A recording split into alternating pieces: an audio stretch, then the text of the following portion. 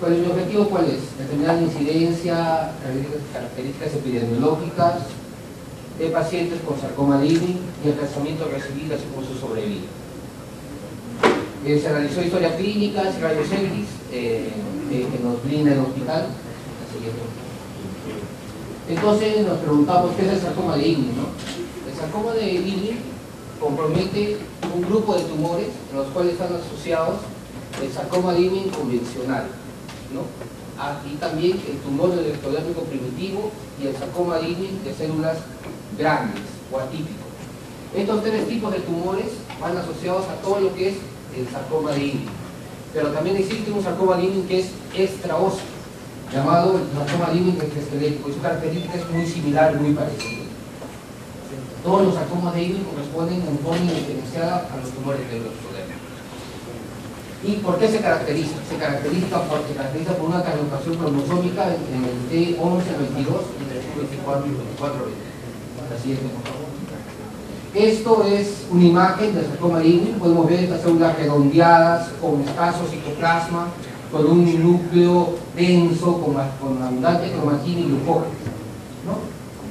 El tumor ectodérmico se diferencia porque las células no son puntiformes, sino en forma de rosetas. Y el atípico se caracteriza porque los núcleos son más grandes, pero el inmunohistoquímico, el pronóstico, todo es muy similar, sobre todo se engloba en sarcoma de Ewing. Bueno, el sarcoma de Ewing, como podemos verlo, ya en el año 90 se vio que el sarcoma de Ewing y el tumor y el sarcoma de Ewing sobreexpresaba el gen MYC2 que codificaba una proteína transmembrana C99. Y esto era importante para hacer el diagnóstico principalmente, que antes era mucho más difícil. Siguiente, por favor. Ya. ¿Cuál es lo difícil del sarcoma de Ewing? Lo difícil es hacer su diagnóstico diferencial. ¿Con qué? Con osteomielitis. ¿Por qué? Porque el sarcoma de Ewing puede producir fiebre, produce anemia, puede producir trastornos que nos pueden hacer suponer un proceso inflamatorio. Y entonces hay que descartar la osteomielitis. Cuando uno sarcoma de Ewing simula una probable simbolitis, un proceso infeccioso, el pronóstico es peor, es más malo. Histocitosis de células melángeas, la lesión también la diálisis en los huesos. El osteosarcoma de células pequeñas. El osteosarcoma de células pequeñas es muy parecido al sarcoma de Ewing. La única diferencia es que produce osteoide. Entonces, cuando el patólogo ve osteoide, ya diagnostica osteosarcoma. Mientras tanto, puede ser un sarcoma de Ewing. El linfoma también. El neuroblastoma metastásico. La siguiente, por favor. Los estudios indican que la mayor incidencia está en la primera y segunda década de la vida. En el estudio se ha encontrado que nuestra edad media acá en Perú es de 15 años y un rango entre los 1 y los 30 años, ¿no? Cuando el tumor está cercano hacia la primera década, hay que esperar siempre el neuroblastoma metastásico, que es en pequeñitos, y leucemias. Y cuando va hacia la tercera década, la mayoría hay que descartar un carcinoma metastásico. Así, por favor. La literatura nos dice que el 60% son varones, entonces le dijeron que predomina varones. En nuestro estudio hemos encontrado que en Perú está en lo mismo, 54.5. La siguiente. ¿Qué pacientes, por favor? ¿Qué departamentos son más afectados? En Lima está el 45% de todos nuestros sarcomas de Ewing, pero en el norte hay bastante incidencia de cáncer y el sarcoma de Ewing también viene ahí. En Piura, el 12.7% es del grupo de pacientes que hemos escogido, está en esa zona. La causa se desconoce la causa por la cual el norte del Perú tiene mayor incidencia de cáncer óseo. La siguiente, por favor. Ahora, ¿dónde el sarcoma de Ewing es mayormente localizado? Los estudios indican el 60% en pelvis o en miembros inferiores, ¿no? ¿Qué hemos encontrado nosotros? Algo muy parecido. En fémur, en proximal, ilíaco y sacro. ¿Cuál es la importancia de esto? El sarcoma de Ewing se diferencia de los sarcomas por una característica especial. El sarcoma de Ewing se acerca al eje central, o sea, es más frecuente que nos coja huesos planos y huesos largos, a diferencia que los sarcoma, que es a nivel de la rodilla. Bueno, la siguiente, por favor. Es importante que cuando se demora el paciente desde que inicia la enfermedad hasta que viene a nosotros. En el estudio, en ese tiempo que se ha iniciado en neoplásicas, hemos encontrado que la mayoría se ha demorado de 3 a 5 meses, el 45%, casi la mitad. Pero también cabe recalcar que ha habido pacientes que han llegado después de 2 años de enfermedad, y pacientes han ido a diferentes institutos, diferentes empíricos también, y después de 2 años llegan, realmente ya cuando ya no hay mucho que hacer. La siguiente, por favor. La mayoría de diagnósticos lo que hemos realizado con biopsia core, 60%, e incisional en un 33%, que realmente cuando son muy niños no toleran la biopsia core. Importante en la biopsia saber la zona de incisión que tiene que ser programada para porque pues, la cirugía futura tiene que salir esta zona. La siguiente, por favor. Ya, siguiente.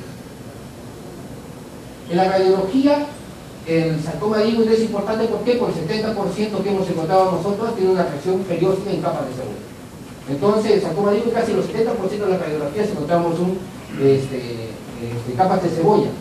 Triángulo de coma de un 54% también es importante, y aquí hay que diferenciarlo con el osteosarcoma, que generalmente produce el triángulo de coma, ¿no? Partes blandas del 50% y un patrón permeativo apolillado que siempre se presenta. Generalmente son lesiones líquicas, pero algunas veces tiene áreas de osificación, que tiene áreas de lesiones de áreas gráficas. Siguiente, por favor. Ya vamos a acabar porque mira las bonitas imágenes de cebolla en ese lado también. Por pequeña, el sarcoma empieza a lesionar poco a poco la cortical y va creciendo las lesiones. Siguiente, por favor. Ahí vemos también en la fecha, la siguiente. Aquí vemos imágenes también en sol radiante, que nos puede hacer suponer que es un osteosarcoma, ¿no? Pero en este caso ha sido un sarcoma de Ewing. La siguiente, por favor.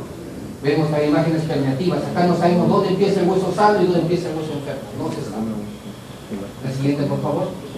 En esto ya, generalmente pacientes que demoran mucho tiempo en llegar, tenemos donde toda la circunferencia del miembro es un tumor. Ya no hay mucho. La siguiente, por favor.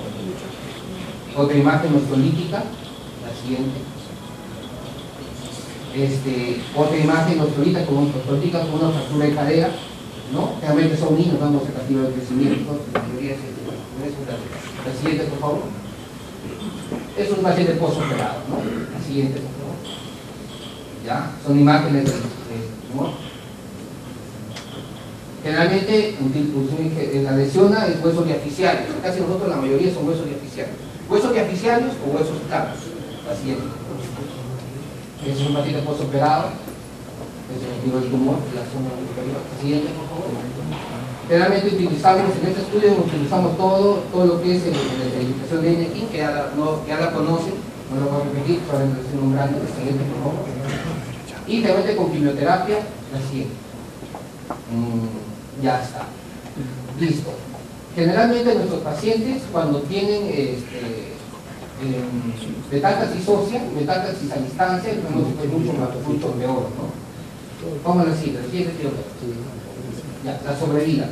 La sobrevida es muy importante porque la quimioterapia ha logrado que estos pacientes sobrevivan hasta de un 10% a un 70% con quimioterapia, o a veces 50%. Cuando la metástasis es pulmonar y es mucho más difícil la sobrevida, ya de un 50% baja a un 20%. En nuestro caso, la sobrevida, al iniciar el estudio hemos encontrado solamente vimos el 30% de nuestros pacientes.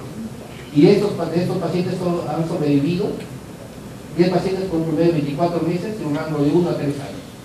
Y 70% de los pacientes que hemos estudiado ya habían fallecido, ¿no? Y en el promedio habían fallecido al año de hacer el diagnóstico. Hacer el diagnóstico y habían muerto la mayoría al año, de 3 meses. La siguiente, por favor, para acabar, porque el tiempo es un poco corto. Conclusiones. Los resultados en relación a la edad, sexo, síntomas y localización son similares a los estudios de otras lesiones.